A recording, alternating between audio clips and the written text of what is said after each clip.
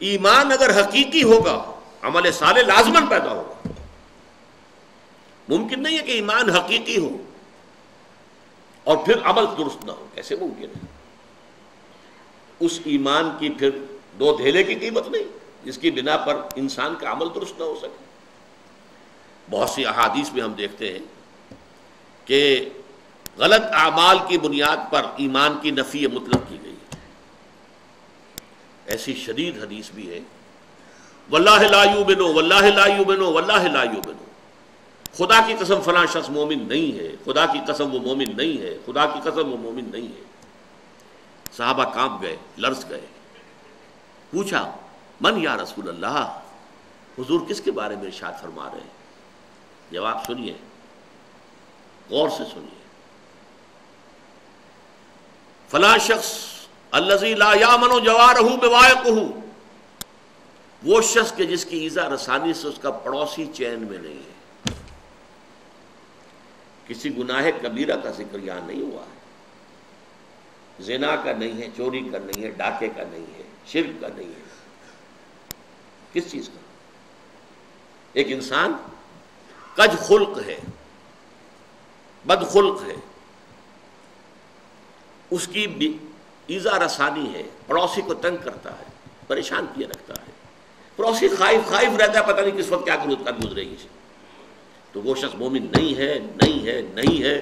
خدا کی قسم مومن نہیں ہے، خدا کی قسم مومن نہیں ہے، خدا کی قسم مومن نہیں ہے. ایک اور حدیث کہ جس کو حضور ہر خطبے میں دہراتے تھے، حضرت انس رضی اللہ تعالی عنہ جو طویل عرصے تک 9-10 برس تک حضور کے ذاتی خادم رہے، وہ یہ گواہی دیتے ہیں. انس رضی اللہ تعالی عنہ فرماتے قلما خطبنا رسول اللہ صلی اللہ علیہ وسلم الا قال، شاذ ہی کبھی ایسا ہوا ہوگا کہ اللہ کے رسول صلی اللہ علیہ وسلم نے فرمایا ہو، ہمیں خطبہ دیا ہو اور یہ الفاظ اس خطبے میں شامل نہ ہو. وہ کون سے الفاظ؟ لا ایمان لمن لا امانت لہ ولا دین لمن لا عہد لہ.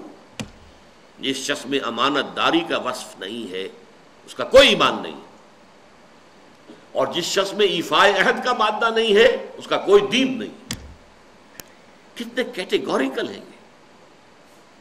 تو ایمان اصل میں ایک ایمان قانونی ہے، اقرار باللسان. اس ایمان کی بات ہم یہ نہیں کر رہے. یہ تو جب پھر ہمارا جو ہے اس منتخب نصاب کا دوسرا حصہ آئے گا وہ ایمانیات کے مباحث پر ہوگا. اس کے شروع میں پھر ہم ایمان کے بارے میں باتیں کریں گے.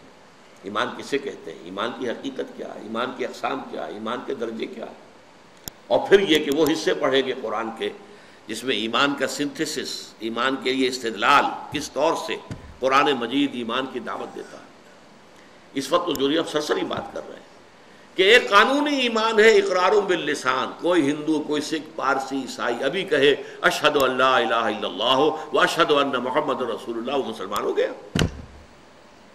اقرار باللسان کا تعلق اسلام سے ہے، تصدیق بالقلب کا تعلق دل سے ہے، وہ ہے اصل ایمان. اور جب دل میں ایمان پیدا ہو جائے، یقین کی کیفیت ہو جائے، پرسنل کنوکشن ہو جائے، تو انسان کے اعمال جو ہے وہ قلب کے تابع ہوتے ہیں. حضور نے فرمایا الا فی الجسد مضغۃ اذا صلح صلح الجسد كلہ واذا فسدت فسد الجسد كلہ الا وہی القلب. آگاہ ہو جاؤ، انسان کے جسم میں ایک لوتھڑا ایسا ہے، اگر وہ درست ہو سارا جسم درست ہو جائے گا، اگر اس میں فساد ہو سارا جسم میں فساد ہو جائے گا. اور آگاہ ہو جاؤ وہ دل ہے. دل میں یقین آ جائے، ایمان آ جائے، پھر عمل درست ہو جائے. اسی طرح حضور نے فرمایا، جیسے میں نے کہا تھا وہ تو ایک تھی کج خلقی، صرف گناہ کبیرہ پر بھی کہا لا یزنی الزانی حین یزنی وہو مومن ولا یسرق السارق حین یسرق وہو مومن ولا یشرب الخمر حین یشرب وہو مومن. کوئی زانی حالت ایمان میں زنا نہیں کر سکتا. کیسے ممکن ہے؟ ایمان بھی دل میں ہو اور زنا بھی ہو رہا ہو. کوئی چور حالت ایمان میں چوری نہیں کر سکتا. کیسے ممکن ہے؟ دل میں ایمان ہو، وہ ایمان دھیلے کا نہیں پھر. اور کوئی چور حالت ایمان میں چوری نہیں کرتا، کوئی شرابی حالت ایمان میں شراب نہیں پیتا. ایمان حقیقی نہیں ہوتا، ایمان قانونی ہے. مسلمان تو وہ رہے گا، چور بھی مسلمان ہے، زانی بھی مسلمان ہے، شرابی بھی مسلمان ہے. آپ حد جاری کیجئے، چور کا ہاتھ کاٹ دیجئے، جو چاہیں کریں، لیکن وہ مسلمان رہے گا۔